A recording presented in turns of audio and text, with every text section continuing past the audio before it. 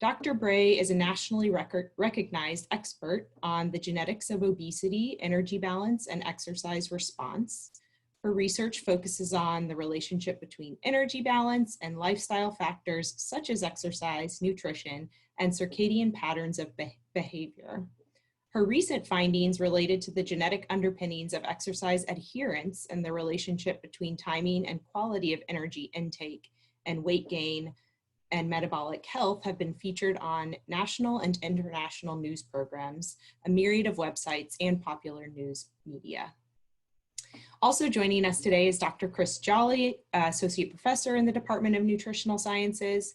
His research area examines the influence of aging and diet on immune function with special emphasis on lipid metabolism and signal transduction in the T cell. His research has been funded by the National Cancer Institute and National Institute of Health. Dr. Jolly's work examines how changes in fat metabolism regulate immune function in childhood and young adulthood through old age. Currently, they're using genetically altered animal models of fat metabolism to mimic an aged immune system and analyze the impact on prostate cancer development and progression and the production of new immune cells. The ultimate goal is to identify dietary factors that regulate immunometabolism to improve immune function and subsequent health at various stages of life. Each of our guests is going to speak for a time here today, and then after their remarks, they will take questions, though you are welcome to submit questions that might come up as they're speaking as well, and we'll have someone moderating the chat function. So please use the chat function for your questions. So without further ado, I'd like to hand it over to Dr. Molly Bray. Molly?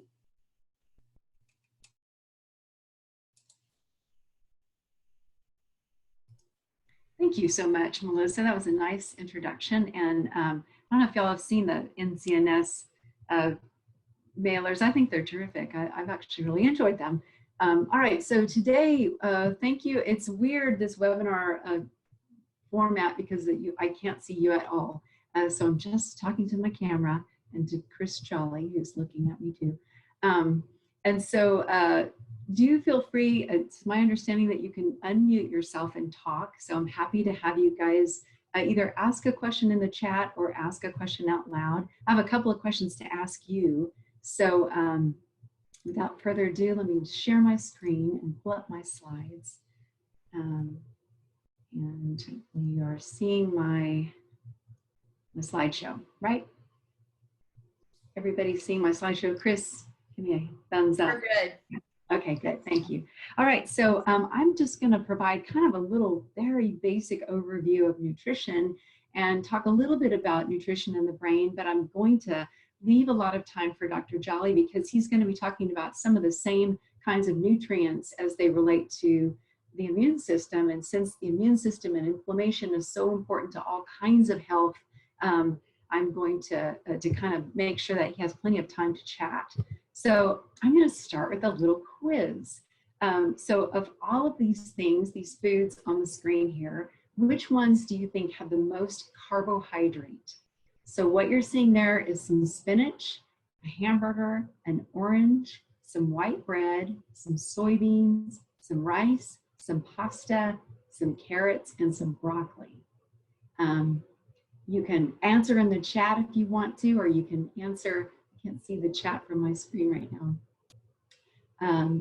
Or you can just yell it out if you want to. People are, well, it looks like people are.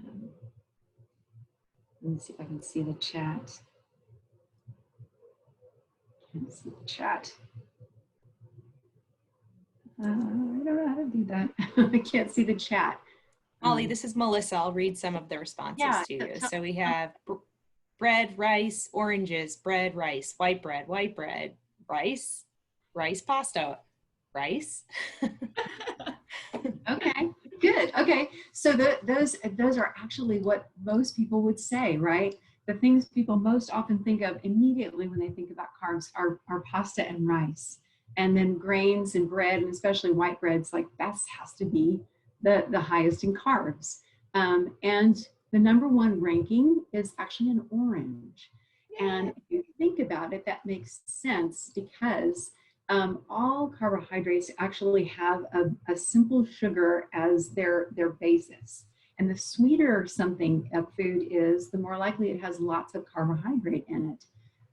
And so an orange this is percent kcal, percent total calories in an orange is about 95% carbohydrate. So an orange is the winner. Your rice, if that's what you said, is number 2. Carrots come in number 3. And again, that's a high level of both fiber and complex carbs, as well as sugars in carrots. Pasta comes in 4. White bread comes in 5. Broccoli comes in 6. Spinach 7. Your hamburger, which is really, it's really the bun in the hamburger, is number 8. And soybeans come in at number 9, the least carbohydrate. Percent calories by fat, by far the winner is the hamburger. And originally I had a big quarter pounder or something like that, but I was trying to be not, saying anything bad about any fast food, but lots and lots of fat in a hamburger. And number 2 on that list is actually your soybeans. So soybeans are almost equally divided among carbohydrate, fat, and protein.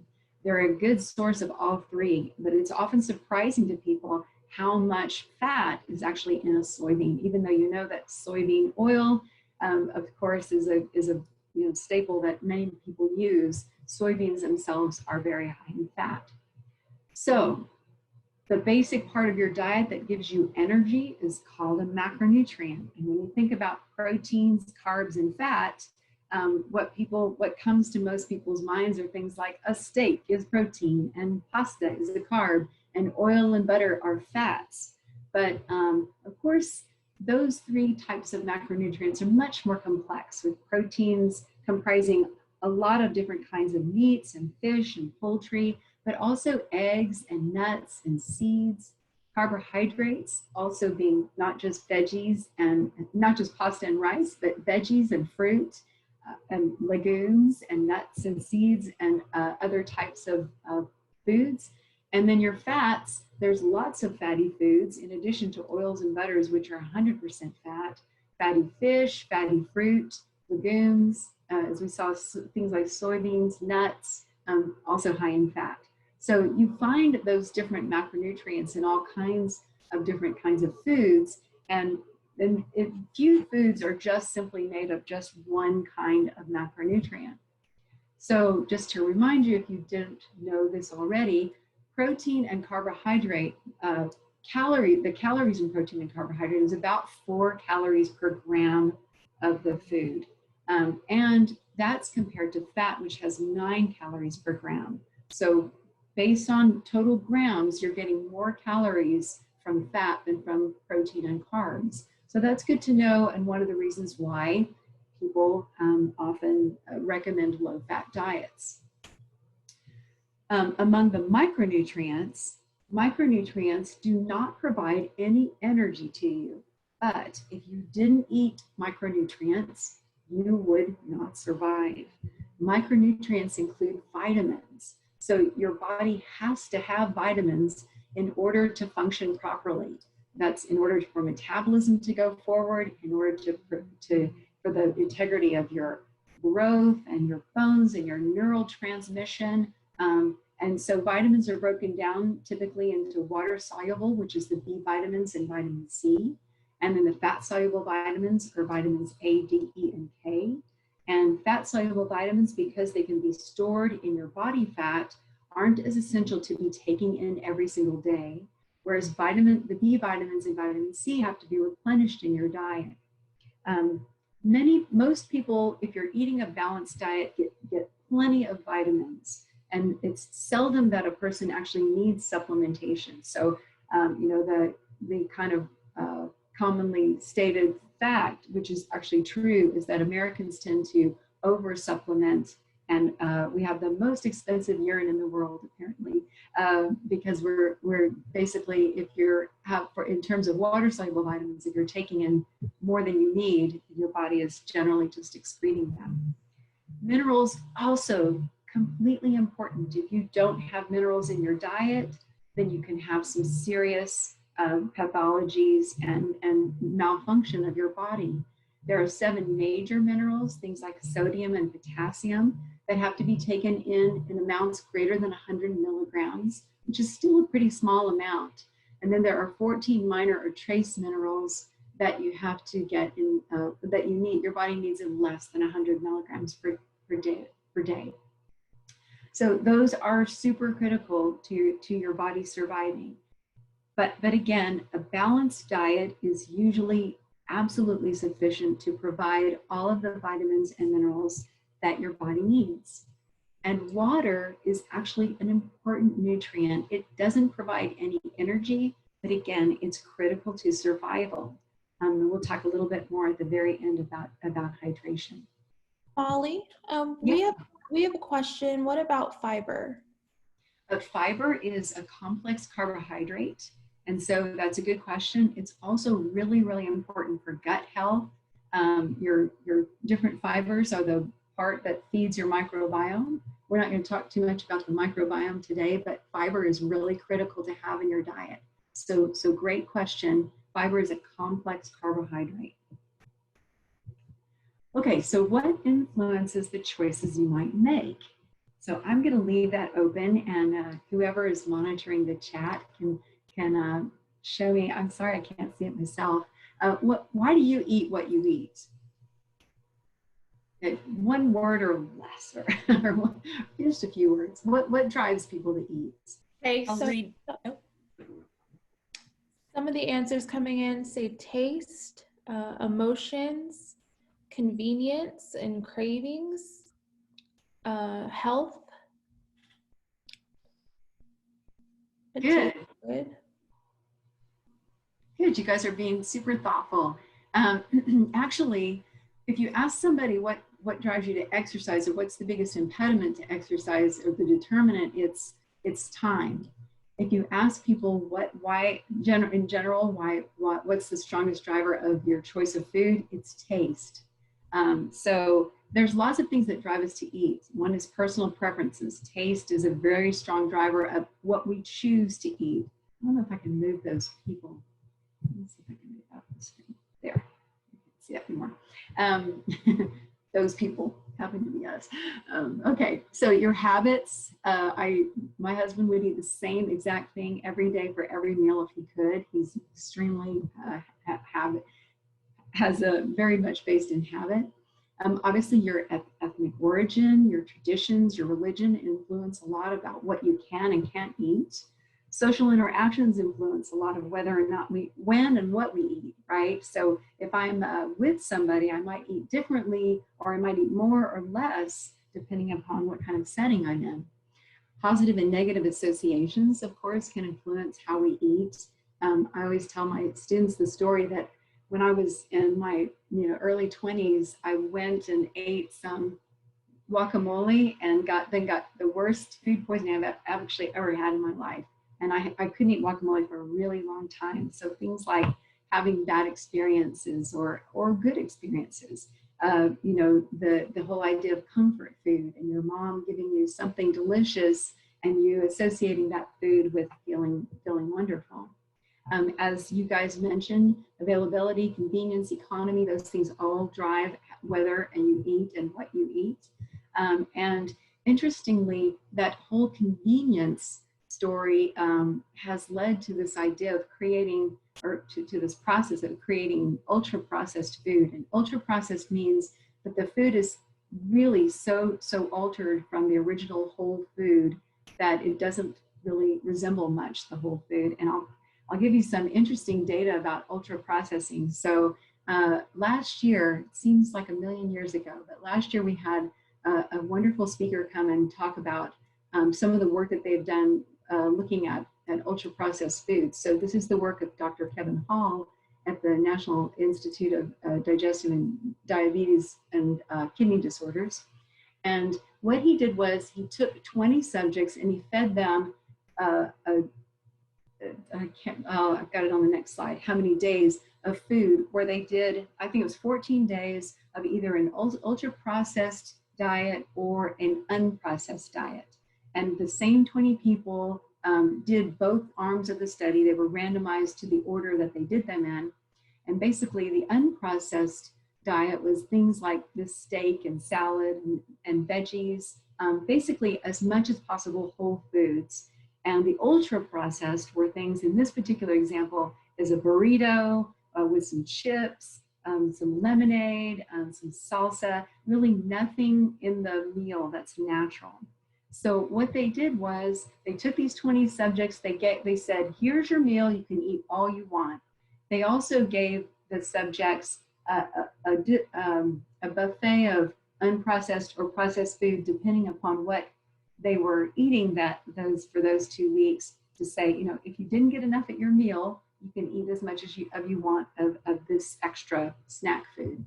The meals were matched for presented calories, energy density, the macronutrients in them, and the sodium, sugar, and fiber. So they controlled as well as they could what was being presented to the subjects.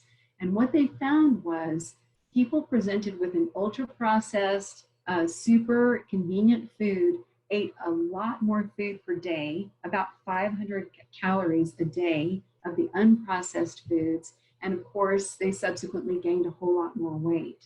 So this was without any prompting or any limiting or anything, just or even the knowledge that they were eating ultra processed versus processed. It was just, here's your 2 weeks of this food and here's your 2 weeks of this food. And so the data are really interesting, suggesting that whether it's taste, although most people would admit that processed food is not really the most tasty things they've ever had, it wasn't convenience, because these were people staying in a very controlled setting in the clinic at the NIH. So something about the food itself was driving eating behavior. And this is the work of Kevin Hall, who continues to investigate why these ultra-processed diets seem to be associated with more intake.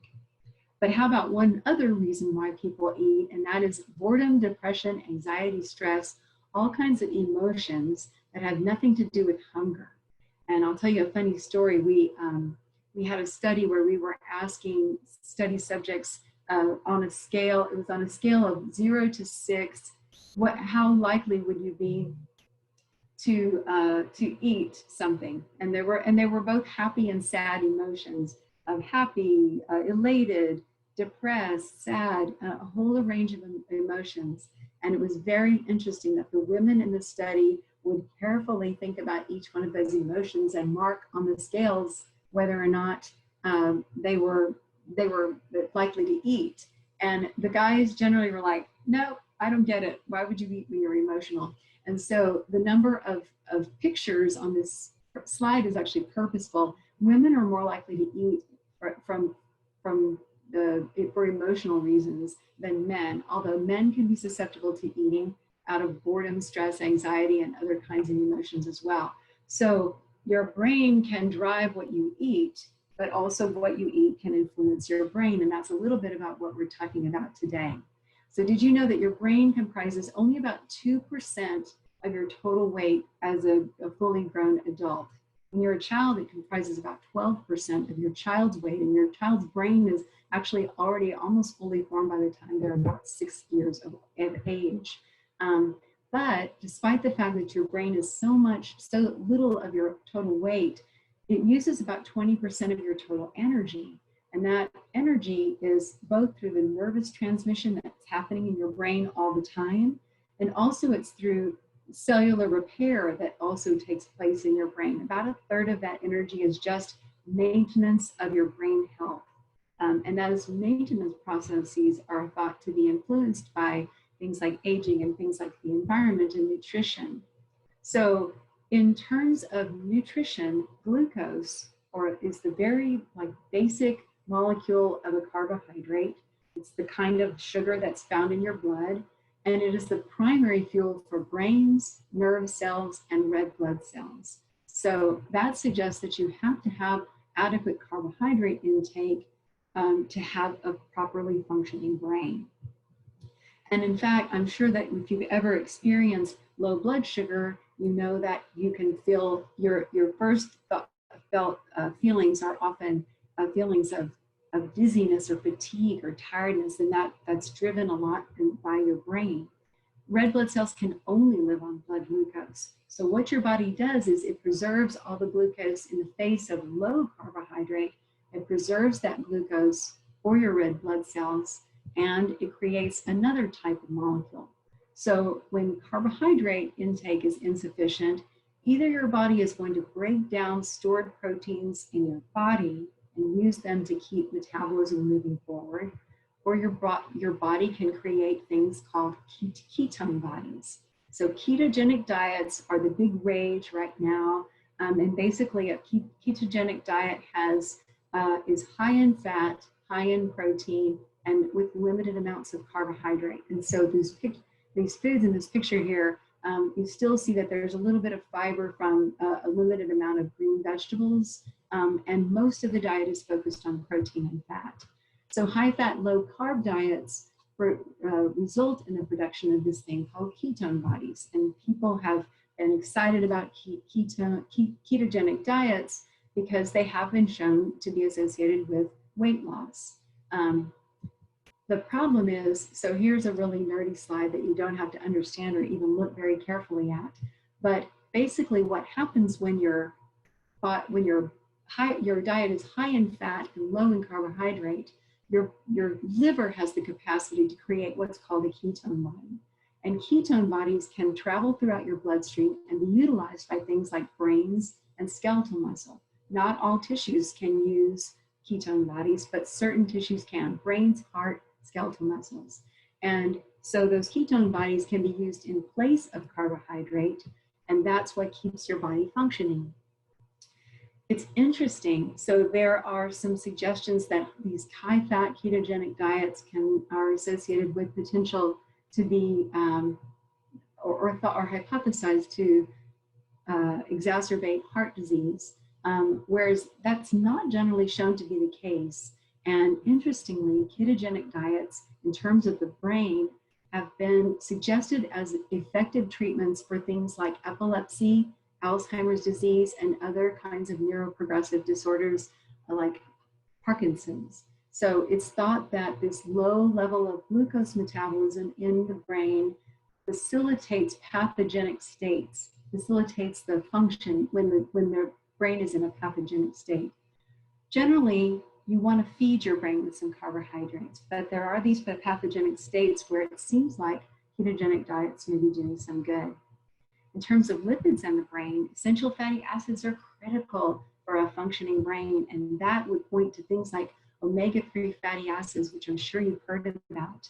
EPA and DHA are essential fatty acids for normal growth, visual acuity, and cognitive development. And you can find those in things like fatty fish and deep green vegetables and pumpkin seeds.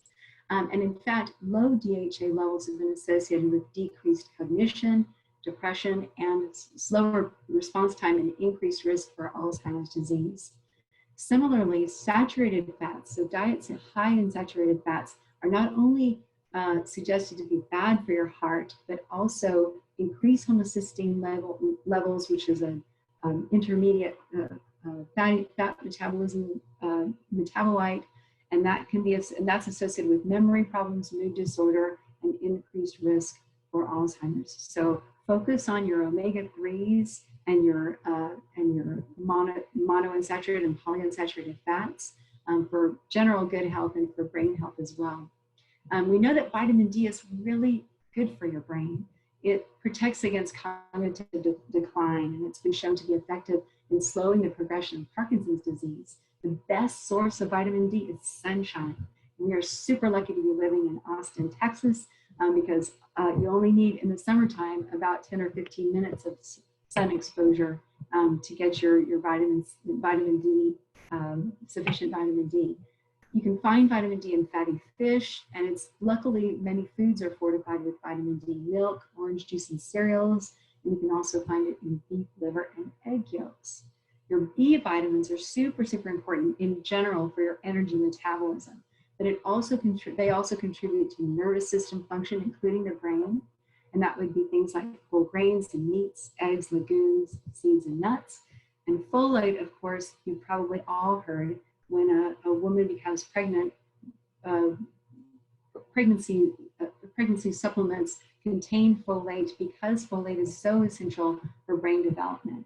You can find folate in leafy green vegetables, beans, peas, lentils, lemons, and melons. And the last thing I'm going to talk about so that Dr. Jolly has plenty of time is the idea of not only nourishing your brain, but hydrating your brain.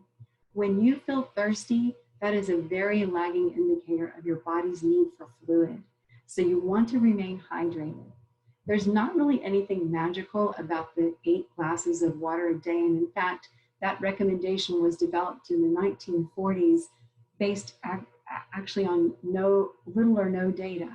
But it turns out to be an okay rule of thumb. You don't just have to drink water to get your fluids. You can, of course, water is a great source, but you can find it in other beverages, in the foods you eat, and your body actually produces metabolic water. The adequate intake for water is 2 to 3 liters per day, and that is somewhere between 8 and 12 cups. That really depends on what you're doing. If you're outside in hot, humid weather, you may need more than that. If you're exercising in particular, you may need more than that. But your brain feels wonderful when it's well hydrated. And often when you feel down and depressed, it has a lot to do with your hydration state. Most of us walk around a little bit dehydrated. So best beverages are probably just great, wonderful water. And we have really good tap water in Austin. Try to limit caffeine, try to limit calories in liquids, and of course, try to limit sugar. So I'm going to end there with just some general notes. To have a healthy brain, you need to have a healthy heart. You need to be physically active. You have to have good nutrition. You need to challenge your brain, reading, thinking, doing some things that make your brain work, and being social, even via Zoom is a good way to interact. And I will end there and turn it over to Dr. Jolly.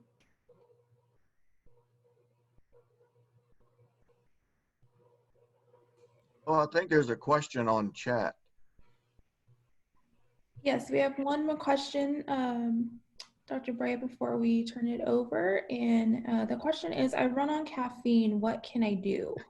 Yeah, and a lot of people have that issue. You know, I don't drink coffee. And so I thought, you know, I'm good. I don't have that caffeine addiction. And then I went on an eating plan that said no diet drinks, which I drink a lot of Diet Coke. And that's pretty full of caffeine. And so I understand the challenge. So I had a headache for the whole time until my body adjusted. So I do understand the challenge of trying to kick the caffeine habit.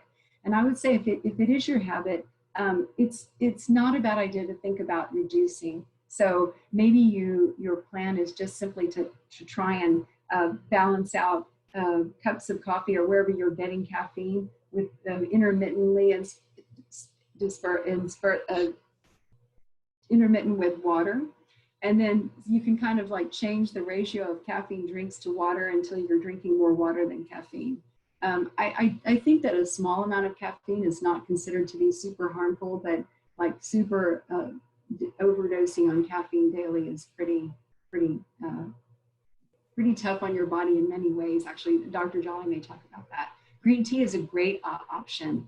So if you need some flavored drink that is not caffeinated, that's a really good option. And green tea is wonderful for you in many different ways.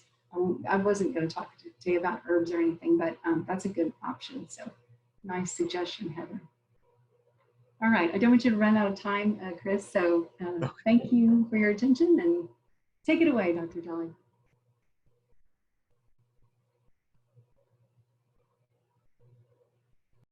Okay, so we'll just skip right to the second screen. Let me get rid of all these people. So what I thought I would do is talk primarily about some of the things that I typically get asked a lot about just by people in general. And one of the first questions is, you know, I read about, I want to take this to suppress my immune system. I want to take that to stimulate my immune system. Well, the truth is, which is it? And the answer really is both. And so it's really all about balance when you want to optimize your immune system. You don't want to overstimulate it because that can lead to many different types of autoimmune disease, heart disease, obesity, etc. At the same time, you don't want to suppress your immune system too much because that can lead you susceptible to infections. And so it's really all about balance. And that's why nutrition is really the optimal way to optimize your immune system. Just give the nutrients that are necessary to your body and your immune system and let them control themselves. And so what we'll do is, just as a reminder now, inflammation is sort of given a bad rap because chronic inflammation is so bad, but we actually do need inflammation. Inflammation is very important actually at helping us deal with infection. This primarily involves the innate immune system, which is our inborn immune system. It's very general and non-specific. It's sort of the first responders of our bodies, and it will respond to a wide variety of stimuli, from infectious agents to physical factors. Physical damage, cuts are sort of the classic example. But the basic flow is we have some sort of stimulation or insult. We get the release of chemical factors. This ultimately leads to recruitment of immune cells, like the macrophage is a primary one for the innate response. And then the invading organism is removed, wound healing begins, and the response is over. That is a good thing. We need that to happen. The problem is when the stimulus is actually ongoing and we don't actually get rid of it. And this can happen as what happens with obesity. The other critical factor is we involve the macrophage, the innate immune system, and then the dendritic cell, which is the bridge to the adaptive immune system. So now we sort of have all these immune cell types actively involved, and the inflammation and the immune system just keeps going. And so we end up in this vicious cycle of factors increasing immune cell involvement. We don't get rid of the stimulus, and so this cycle just actually continues. And so how can nutrition help in this process? And I sort of have it broke down into 4 concepts.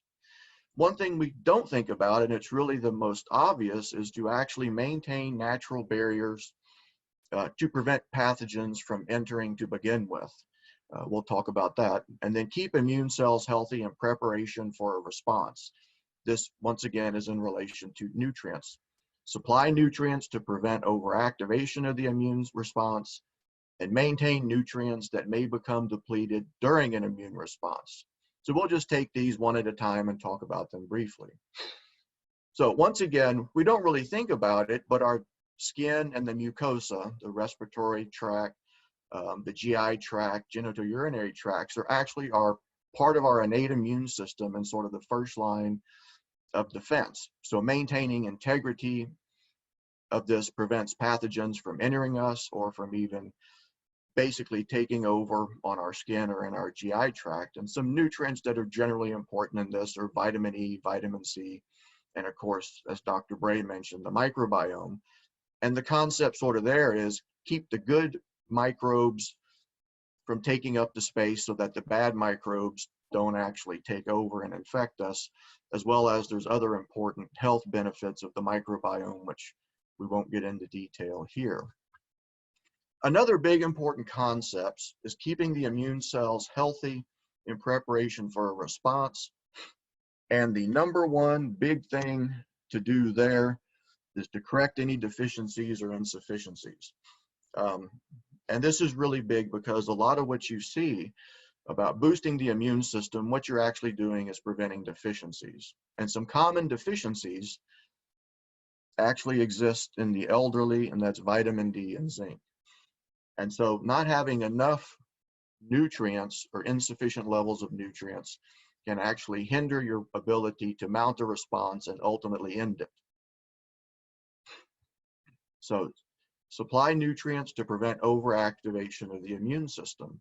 And this is where we get into the omega-3 polyunsaturated fatty acids. And this will be the biggest part of my presentation. So omega-3 or polyunsaturated fatty acids in general can actually be used to produce compounds called eicosanoids. And eicosanoids are metabolites of 20 very long 20 and 22 carbon polyunsaturated fatty acids. The most famous of them are the omega-3s and the omega-6s. They produce slightly different types of eicosanoids. In general, the omega-3s are considered anti-inflammatory, and the omega-6s are considered pro-inflammatory. And so when you hear about the anti-inflammatory effects of omega-3 polyunsaturated fatty acids, that's because of these unique eicosanoids that they actually produce. And then we'll come back to the omega-3s in more detail here in a little bit. Also maintain nutrients that may become depleted. And this is another concept that you hear about the importance of antioxidants, which is true, and how bad free radicals are. Well, with the immune system actually uses free radicals to actually kill invading organisms like bacteria. The problem is if you overproduce these free radicals or produce them too long, then you actually can cause damage to the immune cells themselves and damage to neighboring tissue. And that's what leads to a lot of the chronic inflammatory conditions like arthritises and whatnot. So giving your body and your immune system sufficient levels of antioxidants, and I have examples listed there at the bottom, vitamin E, vitamin C, these are things that may actually get used up in a very strong immune response. So you want to make sure that you have plenty of access to them. Green tea and turmeric, curcumin, these are two sources of antioxidants that for decades have been shown to possess antioxidant properties and free radicals. But the truth is there's a lot of different foods high in antioxidants, green leafy vegetables, vegetables that are red, yellow, orange as well, have many different bioactive compounds that can serve as antioxidants. So in summary, on that part, immune cells need the tools, the nutrients to respond properly.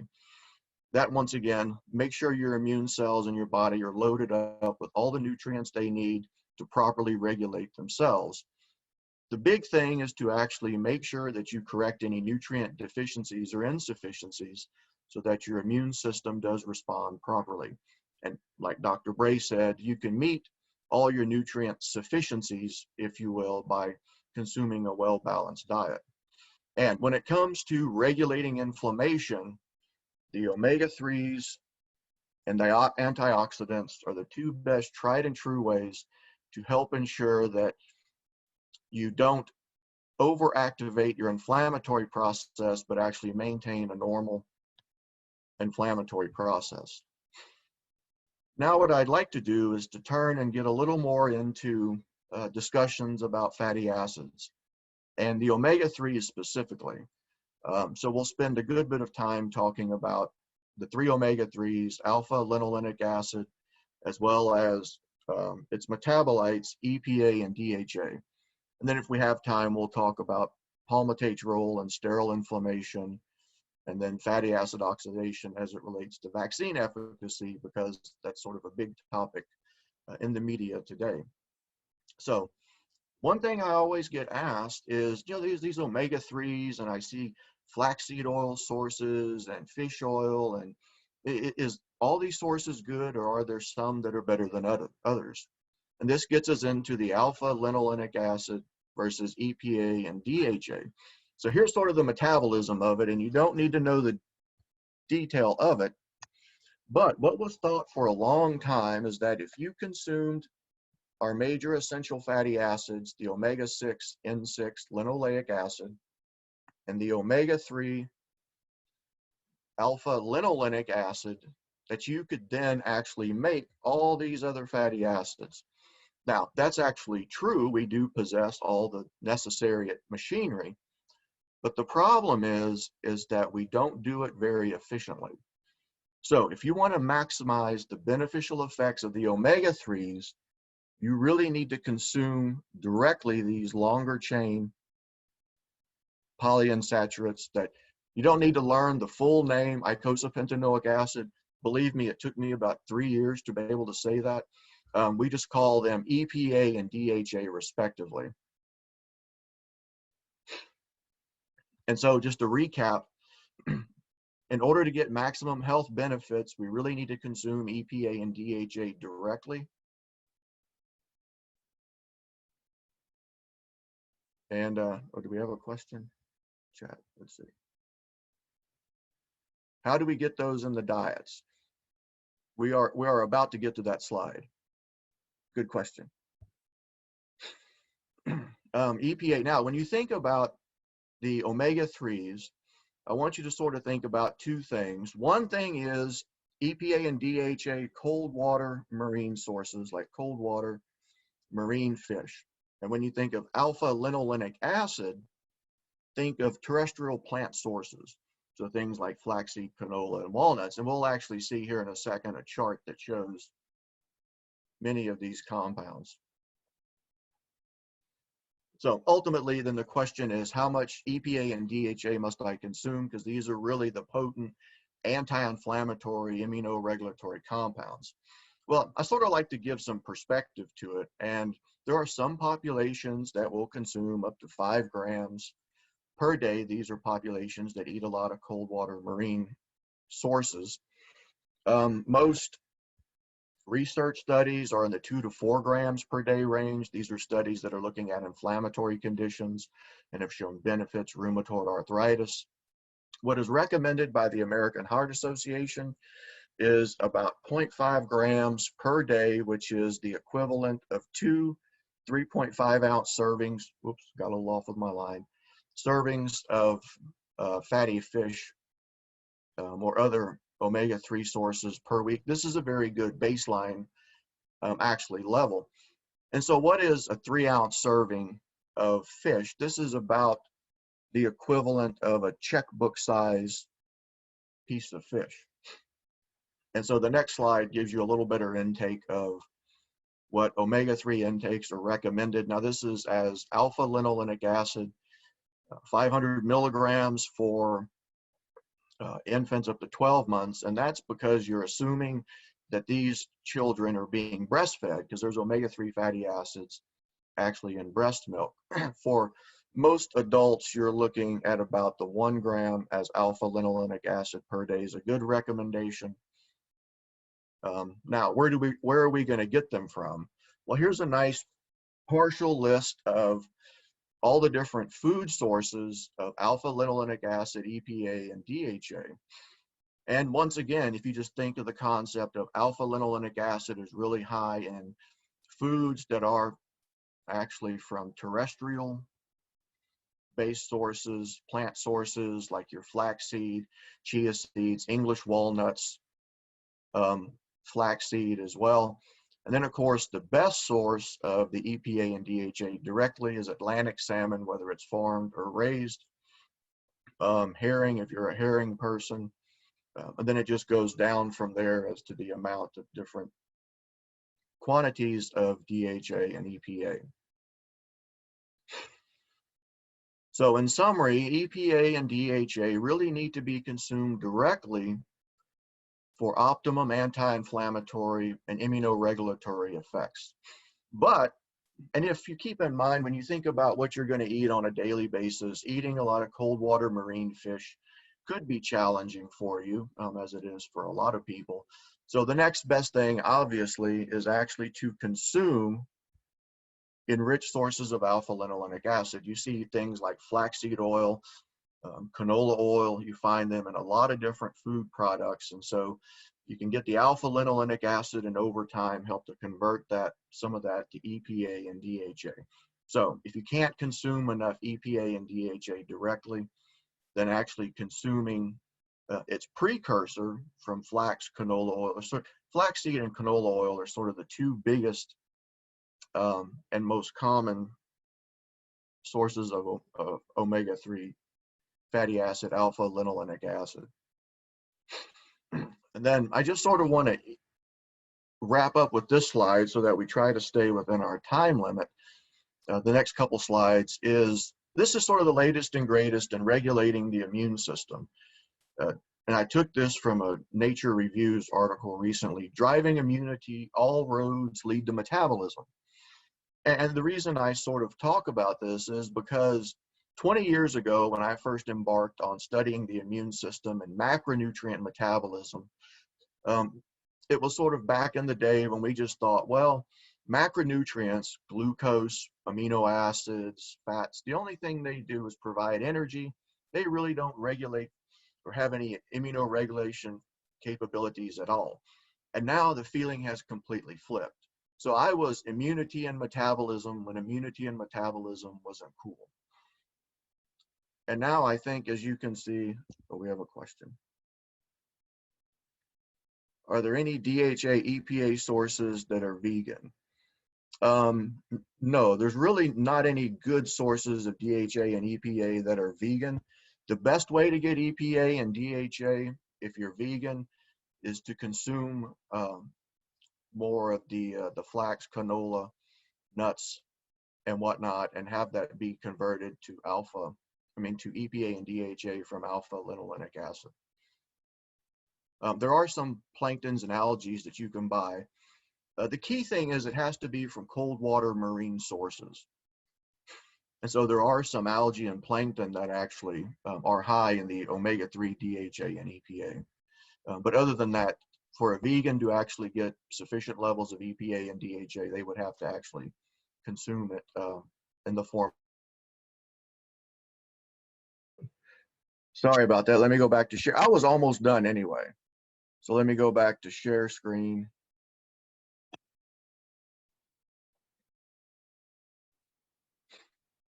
Which was actually talking about macronutrients actually regulating the immune system is the latest and greatest thing.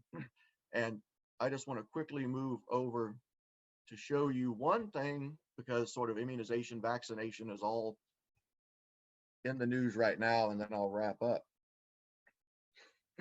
So basically, in the typical immune response, your naive cells will actually respond,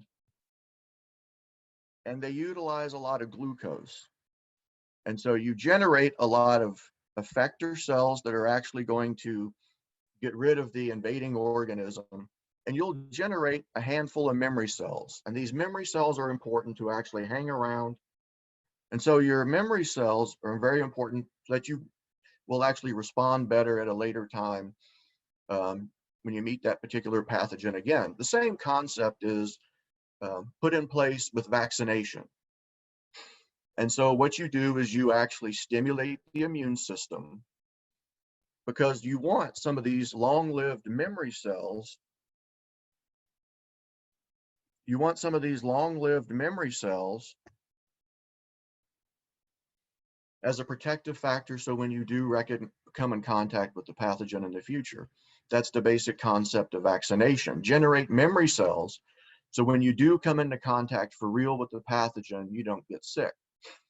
What has been shown is that if you block glucose metabolism and actually increase fatty acid oxidation, fatty acid metabolism,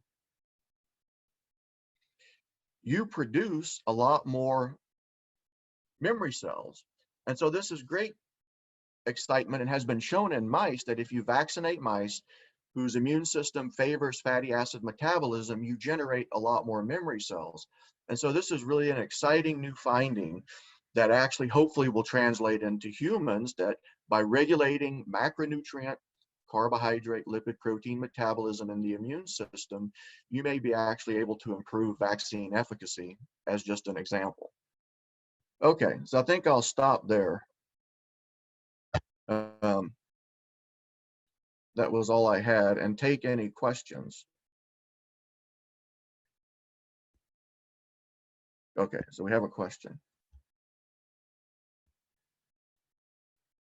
Okay, so how we got, we actually, Tamale and Chris, what are the top 5 foods you suggest we all eat? Good question. I will let Chris, I mean, basically, if you have a good immune system, you're feeding all of your body, right, Chris? Right, it's all sort of, basic. I mean, a good source of antioxidants obviously are going to be your green leafy vegetables, vegetables of color, just in general. And part of that is because we talk about specific nutrients, and you know, both Molly and I have. So one thing that comes up is, why don't I just take supplements? I can get vitamin E in a supplement, vitamin C, antioxidants. But the truth is, there's a lot of potentially unidentified important compounds in foods that may have, or you probably do have, beneficial effects. So if all you do is take supplements and you don't get it from your food or from your diet, you're really missing out. So I'd say green leafy vegetables, cold water marine fish is ideal. If not cold water marine fish, like your salmons and your tunas, then it would be walnuts, you know, flaxseed oils, canola oils. Any of those in any combination, I think are very good for health in general. Yeah, very few exceptions. Your nutrients are going to be more bioavailable in natural foods than they are in supplements. And something like the omega-3s, the EPA and DHA, very powerful in optimizing your immune system, very powerful in optimizing brain function. So you can be anti-inflammatory and help to regulate depression and other things all at the same time. That's right.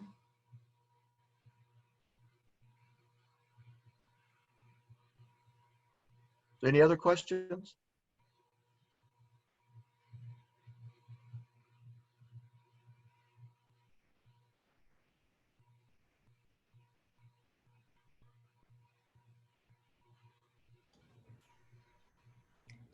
There's a question. If you exercise, lift weights, etc., should you increase your nutrients?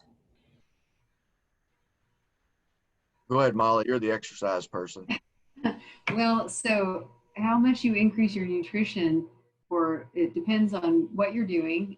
But one of the myths, the biggest myths in the gym is that you need to eat a ton of protein to gain muscle. So a good rule of thumb is but the rule of thumb from dietitians is a pretty good one for it works for bodybuilders too. That you multiply your weight in kilograms by about 1.2, and that is the number of grams you should be eating. And that's on the high end. That's the normal end is about 0.8. And so 1.2 is the high end. And keep in mind that if you're eating lots of protein, you're putting a pretty big pressure on your liver and your kidneys. So this is one of the kind of gym myths, that you need to eat lots and lots of protein. Having said that, if you're expending lots of energy and you're trying to grow, you do need to have sufficient nutrition. So you need to make sure that you're compensating for energy expenditure by increasing your nutrition. But many people overestimate energy expenditures, so be careful about that. And I would say your body is your best signal of whether or not you need nutrition. I would say be careful with the protein, because that's usually what people add first, and it's not often the best strategy to overdo on protein. Arnold Schwarzenegger used to eat 300 grams of protein. He also ate about 10,000 calories, but that was a pretty excessive nutrition intake. And 300 grams of protein is really, really tough on your liver and your kidneys. So thank you guys for your attention. It was great spending some time today with y'all. Yeah, great.